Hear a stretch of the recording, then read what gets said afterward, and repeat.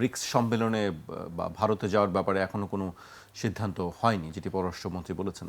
আপনার কাছে কি মনে হয় এই সম্মেলনে বাংলাদেশের যাওয়া উচিত কি উচিত না? ব্রিক্স না বিমস এটা নিয়ে একটু দুটি আছে, দুটেই দুটি আছে, বিমস্টেক এবং ব্রিক্স দুটি আছে। এর মধ্যে বিমস্টেকে হচ্ছে সভাপতিত্ব করবার কথা। রাইট। ওখানে শুধু বাংলাদেশের প্রধানমন্ত্রী হিসেবে তারা এরকম যাবে না, ওখানে কিন্তু চেয়ারপারসন হিসেবে তাকে যাওয়ার কথা আছে আর কি। তো নিঃসন্দেহে আমার মনে হয় আর কি, যত কিছুই হয় আরও অনেক জটিল পরিস্থিতির মধ্যেও কিন্তু ট্যুর হয়, ঠিক আছে। ব্যাপারটা একটু দেখবেন যে বাংলাদেশের স্বাধীনতার পর ওআইসির কনফারেন্স পাকিস্তানের মাটিতে, ঠিক আছে, সেখানে কিন্তু বঙ্গবন্ধু শেখ মুজিবুর রহমান গিয়েছিলেন। মাত্র কয়েকদিন আগে যুদ্ধ করে স্বাধীন হয়ে এশিয়ার পরও আবার হচ্ছে গিয়ে পাকিস্তানে গেছেন, এবং সেটার ব্যাপারে কিন্তু এই ভারতের অনেক চক্ষু রাঙ্গানি ছিল, অনেক কেন যাচ্ছ, কেন ওআইসির মেম্বার হচ্ছ, ঠিক আছে, এগুলো নিয়ে অনেক রকম ব্যাপার ছিল। কিন্তু সে এই সমস্ত চাপকে সে করে দিয়েছে, শুধু ভারতকে নিয়ে সে চলবে না, এরকম একটা ব্যাপার তার ছিল আর কি হয়তো। তো একেবারে যুদ্ধ মধ্যেও কিন্তু আমরা দেখি যে হচ্ছে যাওয়া আসার ব্যাপারটা থাকে আর কি। তো তো সেরকম একটা, আর এখানে তো হচ্ছে ব্যাপারটা অতটা না, এটা একটা স্নায়ুবিক ব্যাপার। তো সেই ক্ষেত্রে আমার মনে হয় যে হচ্ছে যে যাওয়া উচিত, এবং তাকে প্রকাশ করা উচিত, এবং বাংলাদেশকে প্রকাশ করা উচিত। বাংলাদেশের কথাটা বলা দরকার, ভারতের জনগণের কাছে বাংলাদেশের কথা বলা দরকার, ঠিক আছে। আপনি দেখেন যে গণ অভ্যুত্থানের পর ভারতের জনগণ বা পৃথিবীর কিছু অংশের মানুষ, ঠিক আছে, যে এই যে গণ অভ্যুত্থানের যে অংশগ্রহণকারী যে জনপরিসর, সেই পরিসরের আসলে জনচিন্তা কি, সেটাকে যেভাবে করে শেখ হাসিনা ব্রিফিং করছে যে এটা হচ্ছে একদম হচ্ছে দক্ষিণপন্থী প্রতিক্রিয়াশীল একটা চিন্তা বা উগ্র ধর্মবাদী একটা চিন্তা থেকে এই অভ্যুত্থান করছে, এইভাবে তারা প্রমাণ করার চেষ্টা করছে। এখন দেশটা জঙ্গিবাদী দেশ হয়ে যাচ্ছে। এই যে বাংলাদেশকে যে প্রেজেন্টেশন করছেন, তার অল্টারনেট বাংলাদেশের যে আসল যে বিষয়টি, সেই অভ্যুত্থানের জনপরিসরের যে জনচিন্তা, সেটাকে তার প্রকাশ করা দরকার। একেবারে বিমস্টেকে গিয়ে শুধুমাত্র বিজনেস নিয়ে কথা বলতে হবে, ব্রিক্সে গিয়ে শুধুমাত্র বিজনেস নিয়ে কথা বলতে হবে না, ওখানেও তো অনেক পলিটিক্যাল কথাবার্তা হয়, ঠিক আছে। ওখানে অনেক দেশের সাথে বাইলেটারালও আলোচনা হয়, অনেক বাইলেটারাল আলোচনা হয় আর কি। তো সেইভাবে করে আমার মনে হয় যে ডিপ্লোম্যাটিক্যালি যদি একটা আপার হ্যান্ডে যেতে হয় বাংলাদেশের, ঠিক আছে, সব কিছু মিলে। কারণ বাংলাদেশ তো এখন বিরাট বড় একটা জিও পলিটিক্যাল ফাঁদের মধ্যে আছে, আপনাদের এখানে আলাপও হয়েছে এই ব্যাপার নিয়ে। এই ফাঁদ থেকে যদি বাংলাদেশকে বের আসতে হয়, সত্যিকার অর্থে যে স্মার্টলি এটাকে ডিল করতে হয়।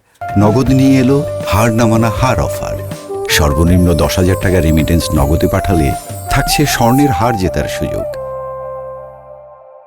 তাহলে আমার মনে হচ্ছে রাগ করে থাকা যাবে না, এখানে অফেন্ডে যেতে হবে। এবং অফেন্ড মানে হচ্ছে যে কোনো শুধু নেতিবাচক বক্তৃতা, খোঁচাখুচি, এটা অফেন্ড না। অফেন্ড মানে ডিপ্লোম্যাটিক অফেন্ডে যেতে হবে, ডিপ্লোম্যাটিক নর্মস মেনটেন করে। সাকিব ভাই, ডিপ্লোম্যাটিক নর্মস মেনটেন করে আসলে বাংলাদেশের কি করা উচিত? আমি এখানে যেটা বলতে চাচ্ছিলাম, এখানে একটা দেখতে পাচ্ছি ব্রিক্স সামিট হতে যাচ্ছে নিউ দিল্লিতে সেপ্টেম্বর 12-13, কিন্তু সেখানে আমাদের প্রধানমন্ত্রীকে এটা ব্রিক্সের যেটা হচ্ছে এটাকে বলে আউটরিচ সেশন, মানে তারা অন্যান্য মেম্বারের বাইরে অন্যদের সাথে আউটরিচ করছে, তাদের সাথে আপনার যোগাযোগ করার চেষ্টা করছে। বাংলাদেশ তো মেম্বার এখানে বাংলাদেশ মেম্বার না, বাংলাদেশের প্রাইম মিনিস্টারকে দেওয়া হয়েছে কারণ উনি বর্তমানে বিমস্টেকের চেয়ার। এখানেই বিমস্টেক ব্রিক্সে আমরা করছি, বিমস্টেকের চেয়ার হিসাবে উনাকে আমন্ত্রণটা জানানো হয়েছে। ওনাকে কিন্তু বাংলাদেশের প্রধানমন্ত্রী হিসেবে আমন্ত্রণটা জানানো হয় নাই। তো এখন উনাকে বিমস্টেকের প্রধান হিসাবে উনাকে জানানো হয়েছে। ওকে, আপনি একটু আগে প্রধান বলছিলেন যে এটা হচ্ছে যে কিছুদিন আগে জুলাই 16 তারিখে 2026-এ বিমস্টেক ন্যাশনাল সিকিউরিটি চিফসদের মিটিং হয়েছে, সেখানে বাংলাদেশ অবশ্যই নেই। বাট এনিওয়ে, আমাদের কিন্তু অজিত দোভাল সাহেবের সাথে কিছুদিন আগে আমাদের প্রতিরক্ষা উপদেষ্টাও দেখা করে এসেছেন। আমাদের না আমাদের ওই যে প্রতিরক্ষা উপদেষ্টা কর্নেল শামস, ব্রিগেডিয়ার শামস, আমি শুধু ছবি দেখলাম। এনিওয়ে, আপনি আপনার ডিপ্লোম্যাটিক চ্যানেলে আসলে কি করা উচিত? হ্যাঁ, আমি যেটা বলবো যে এখানে আমাদের দুটো প্রবলেম আছে। হ্যাঁ, আমরা ছোট দেশ মানে কি, আমরা জনসংখ্যার দিক থেকে না, কিন্তু আমরা একটা কথা বলি কি, ডিপ্লোমেসিতে আমরা একটা কথা বলি হচ্ছে যে সিদ্ধান্ত গ্রহণের একটা প্রক্রিয়া থাকতে হবে। এটা একজন দুইজন মিলে ডিসিশনটা নেয় না। এখানে ব্যুরোক্রেসি আসবে, এখানে থিঙ্ক ট্যাঙ্ক আসবে, এখানে নিউজ পেপার আসবে, হ্যাঁ, এখানে ব্যবসায়ীরা আসবে, ব্যবসায়ীদের একটা অত্যন্ত বড় তো আমার কথা হচ্ছে বাংলাদেশে কিন্তু আপনি দেখবেন যেটা কোনো প্রসেস নাই। ওয়াশিংটনে প্রসেস আছে, ট্রাম্পের সময় process has broken down, it is true, Trump শেষ করে দিচ্ছে। আমরা 57 বছর এই ট্রাম্প স্টাইলে চলছি, ধরে নেন আপনি ট্রাম্প এখন যে অবস্থা এইভাবে আমরা চলছি। হয়তো ওনাদের মতো করে নাই কথা, কিন্তু পিছনে কর্মপদ্ধতিটা এরকমই।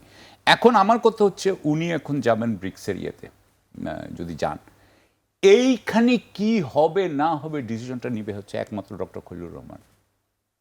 ডক্টর খলিলুর রহমান যেটা মনে করবে সেটা মনে করে উনি তারেক রহমান সাহেবকে বলবেন, তারেক রহমান সাহেব has full confidence in him, I think. কে কাকে চালাচ্ছে? হ্যাঁ, তাহলে আপনি বুঝবেন যে কে কাকা চালাচ্ছে।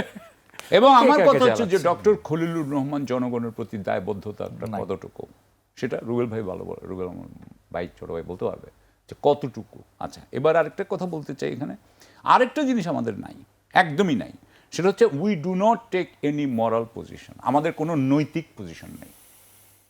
সবাই কিন্তু নৈতিক পজিশন রাখে, কিন্তু দেখেন ভারতও কিন্তু নৈতিক পজিশন রাখবে, চীনও কিন্তু নৈতিক পজিশন রাখবে, আমেরিকা নৈতিক পজিশন রাখবে, আমরা কোনো নৈতিক পজিশন রাখতে পারি না, আমাদের কোনো মরাল পজিশন নাই। এই যে নৈতিকতা যদি থাকতো তাহলে কিন্তু আপনার যদি সত্যি সত্যি নৈতিকতা থাকতো, ভরণ দেখালে হবে না, কিন্তু সত্যি সত্যি নৈতিকতা থাকতো তাহলে কিন্তু অন্য মানুষরা আপনাকে মর্যাদা দিয়ে কথা বলতো। আমি মনে করি যে বর্তমানে এই যে অবস্থা আছে, যেখানে আপনার একটা সরকার অভ্যন্তরীণভাবে কি করে সেটা কিন্তু তার পররাষ্ট্র নীতির উপরে, পররাষ্ট্র যে এটার উপরে এফেক্ট করে, এটার উপরে পড়ে। আমি যেটুকু দেখি তাতে আমি কূটনীতিতে এখানে খুব একটা ভালো উন্নয়নের পথ দেখতেছি না। হ্যাঁ, সব কিছুই চলতে থাকবে, উপরে উপরে চলতে থাকবে, কিন্তু সত্যিকারের কোনো বড় কাজ হবে বলে আমি মনে করি না। কারণ উনি আমি এটাও বলতে চাই যে ডক্টর খলিলুর রহমান আমাদের অনেক সিনিয়র। ডক্টর খলিলুর রহমানের কথা তো আমি শুনবো পাবলিকলি, আমি ওনার যা কথা শুনেছি তাতে আমার কিছুই বোঝা যাচ্ছে না এখানে।